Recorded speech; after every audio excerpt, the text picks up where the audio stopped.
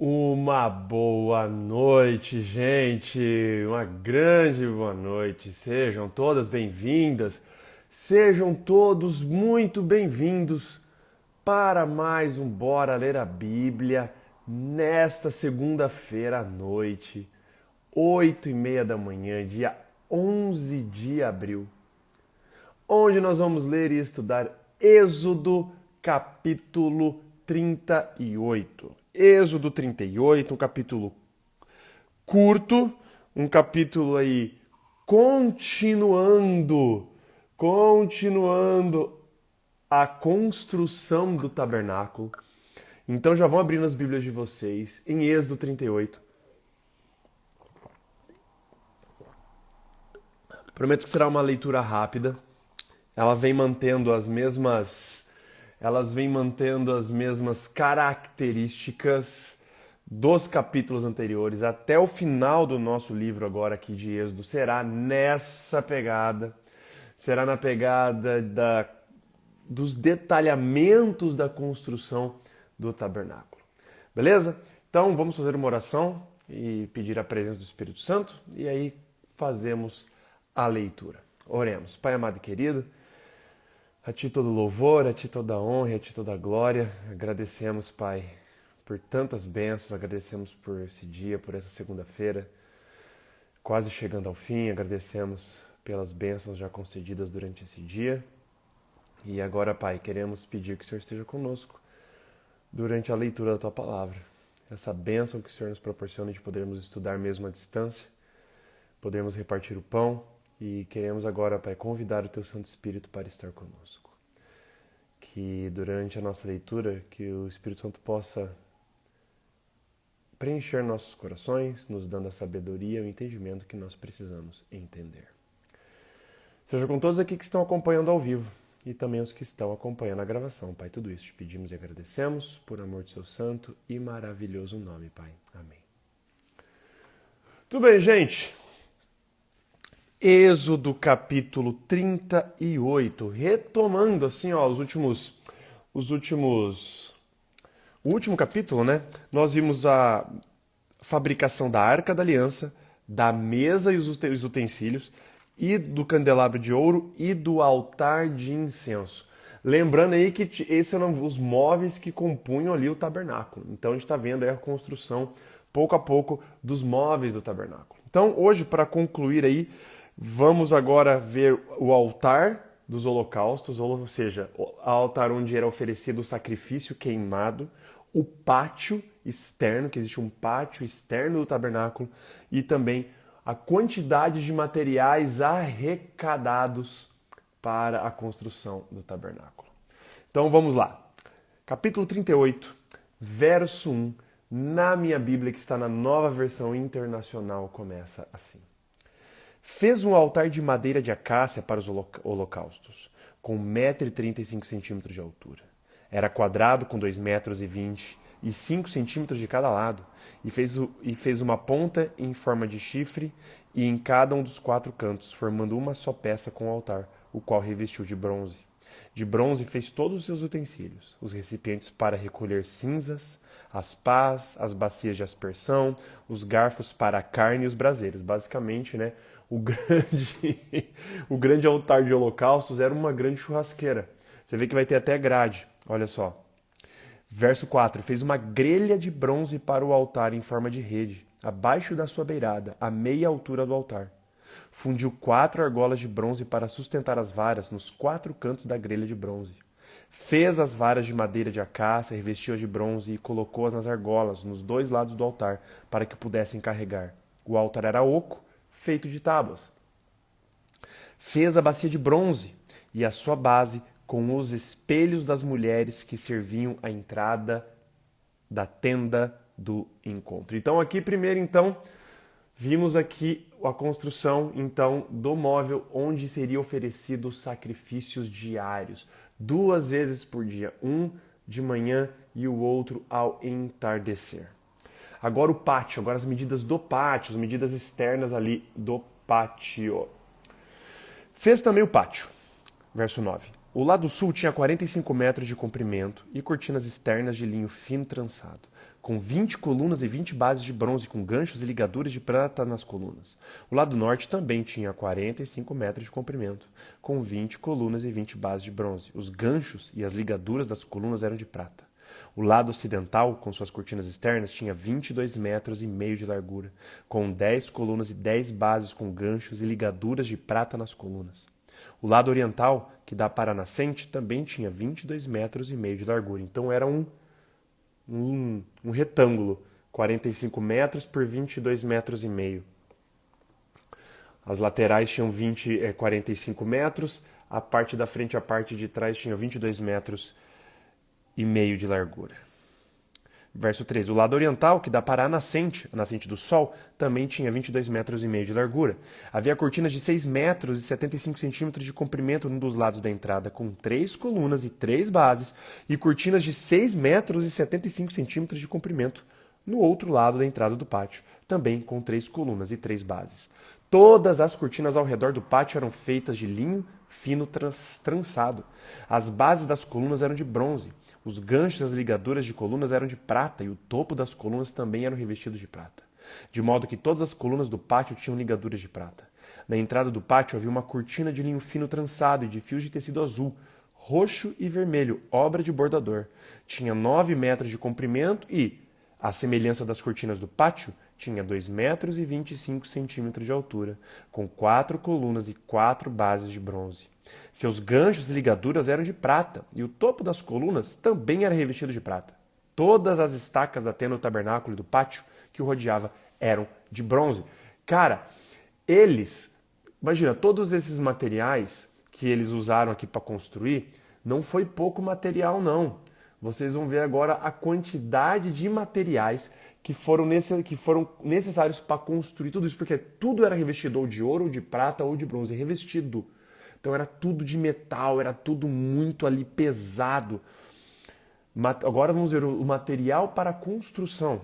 Verso 21. Esta é a relação do material usado para o tabernáculo da aliança, registrada por ordem de Moisés pelos levitas, sob a direção de Itamar, filho de Arão, o sacerdote. Bezalel, filho de Uri, neto de Ur, da tribo de Judá, fez tudo o que o Senhor tinha ordenado a Moisés. Com ele estava Aoliabe, filho de Aizamaque, da tribo de Dan, artesão e projetista, e também bordador em linho fino e de fios de tecido azul, roxo e vermelho. O peso total do ouro recebido na oferta movida e utilizado para a obra do santuário foi de 1 tonelada, com base no peso padrão do santuário. 1 tonelada de ouro. Mas não para por aí. O peso, verso 25, da prata recebida dos que foram contados no recenseamento da comunidade foi superior a 3,5 toneladas, com base no peso padrão do santuário. 6 gramas para cada um dos recenseados, isso é, para 603.550 homens de 20 anos de idade para cima. Então, cada homem de 20 anos para cima tinha que dar 600 gramas de prata. Eles recolheram mais de 3,5 toneladas, cara. É muita prata. As 3,5 toneladas de prata foram usadas para fundir as bases do santuário e do véu. 100 bases feitas das 3,5 toneladas, 35 quilos para cada base. 20 quilos e 300 gramas foram usados para fazer os ganchos para as colunas, para revestir a parte superior das colunas e para fazer as suas ligaduras. O peso do bronze da oferta movida foi de 2,5 toneladas. Ele utilizou para fazer as bases da entrada da tenda do encontro, o altar de bronze, a sua grelha e todos os seus utensílios. As bases do pátio ao redor e da sua entrada e todas as estacas do tabernáculo e do pátio em derredor. Gente, é muito metal. Provavelmente, vamos nos lembrar, né? Que, mas como assim? Eles tinham tanta coisa assim, né? Primeiro que a gente, não sei se vocês se lembram, que vocês estão acompanhando a leitura aí com a gente já há um tempo, quando eles saem do Egito, na noite de Páscoa, Deus tinha até falado lá para Abraão, e aqui realmente se comprova que eles saem com os egípcios dando ouro, dando joias para eles, tipo, vão embora, dando coisas para eles. E depois existe uma guerra, uma treta aqui no meio do deserto contra os amalequitas, que eles vencem. E muito provavelmente eles também tomaram os metais preciosos dos amalequitas ali como despojo de guerra, como aquele prêmio que você pega quando você vence alguém na guerra. Então eles tinham muito, muito. Tanto que quando a gente viu há uns 2, 3 capítulos atrás, o povo estava trazendo tanto que os construtores falaram assim, gente, Moisés, pede pro povo parar, porque tem muita coisa já, a gente não vai dar conta, não precisa de tanto metal assim. Você vê o tanto que eles tinham carregando com eles. E era muita gente, né, gente? Só de homens, assim, só de homens acima de 25 anos, eram quantos? 603 mil. 603 homens acima de 20. Agora conta homens abaixo de 20. Contem as esposas desses homens acima de 20. Contem as crianças. Cara, assim, ó, devia ter ali, eu chuto, e os especialistas também, né, os teólogos, que devia ter mais de 1,5 milhão ali, 2 milhões de pessoas em um acampamento andando pelo deserto, cara. É muita gente. Então, agora, finalmente, nesse capítulo, terminamos de ver a construção do tabernáculo. Amanhã veremos as vestes sacerdotais, como foi construídas as vestes sacerdotais. E aí, o capítulo 40, daqui 2 dias, finalmente o tabernáculo vai ser armado. E aí estamos prontos para começar o livro de Levítico. Então, não percam os próximos capítulos. Faltam aí 2 capítulos, o capítulo 39 e o capítulo 40, onde nós iremos ver o restante ali das fabricações das coisas para o tabernáculo, para aí sim começarmos Levítico com todas as ordenanças e todos os rituais e todas as leis cerimoniais que nós vamos estudar em Levíticos. Tudo, lembrando, gente, mas você fala assim, Gustavo, né, mas, cara, é muito chato ver isso, né, é muito pesado ver essas instruções, ver tudo isso. Lembrando, gente, que tudo o que foi desenhado por Deus aqui do tabernáculo, tinha a função de ensinar o povo sobre o plano da redenção, sobre o plano da salvação, sobre o que Jesus viria fazer, o que nós estamos comemorando esta semana de 2022, a Semana Santa, onde nós iremos comemorar na sexta-feira a Páscoa, quando Jesus Cristo é morto, igual o Cordeiro aqui, e depois ele é ressuscitado. Ele ressuscita, ele vai para o céu, vai para o santuário celestial que nós estudamos em Hebreus há uns meses atrás, e lá ele está fazendo o serviço sacerdotal que Arão fazia aqui no santuário terrestre. Então, compreender o que é o santuário, compreender tudo que simboliza o santuário é compreender o trabalho de Jesus, é compreender os steps, as coisas que apontaram para a morte de Cristo e entender o que Cristo está fazendo neste exato momento que nós estamos aqui assistindo essa live, ouvindo esse podcast, o que ele está fazendo nesse momento no céu, no santuário celestial, que nós já estudamos em Hebreus. Então, se você quiser dar um pulinho lá em Hebreus para dar uma relembrada, lá descreve muito bem, lá em Hebreus 10, 11, 12, relembrando o serviço do sumo sacerdote, de Cristo como sumo sacerdote no santuário celestial. Beleza, gente? Vamos fazer uma oração, por hoje é só, e vamos encerrar o estudo de hoje. Oremos, Pai amado e querido, e agradecemos, Pai, pela leitura de hoje. Nós temos aí mais 2 capítulos para fechar Êxodo, Pai. Estamos prestes a entrar em Levíticos.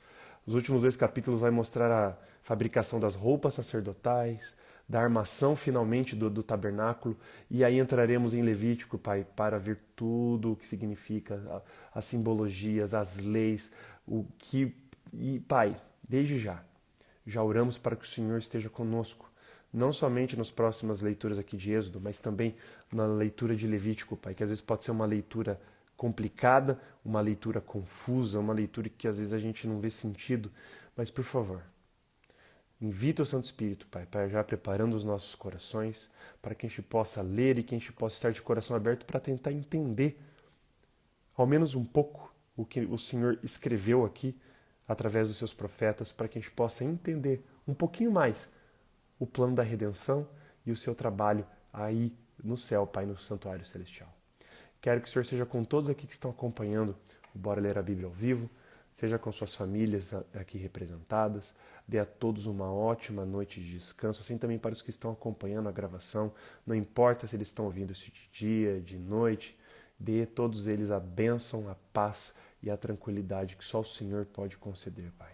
Seja também com as pessoas menos favorecidas, os que não têm um lugar onde morar, os que estão em situação de deslocamento, refugiados de guerra, refugiados políticos, refugiados religiosos, pessoas que estão perdendo seus lares por tragédias e desastres naturais, Pai. Seja com esses também, Pai. Perdoe também os nossos pecados e faltas. Tudo isso te pedimos e agradecemos, Pai, pelo seu maravilhoso e poderoso nome é que nós oramos. Amém. Valeu, gente. Queria agradecer aí a presença de todos vocês. Lembrando, né, que a partir de hoje nós mudamos aí os horários do Bora Ler a Bíblia. Sim, o ao vivo, tanto no Clubhouse quanto no Instagram, será de segunda a sexta às 8h30 da noite.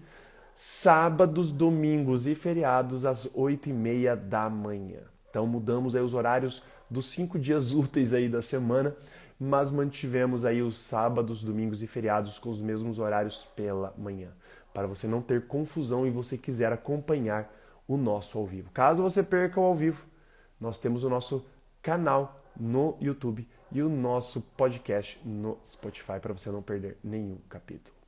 Beleza, gente? Um grande beijo, um abraço para vocês e até amanhã, 8h30 da noite, com Bora Ler a Bíblia, Êxodo, capítulo 39. Um grande beijo, um abraço para vocês, uma boa noite, valeus e falous!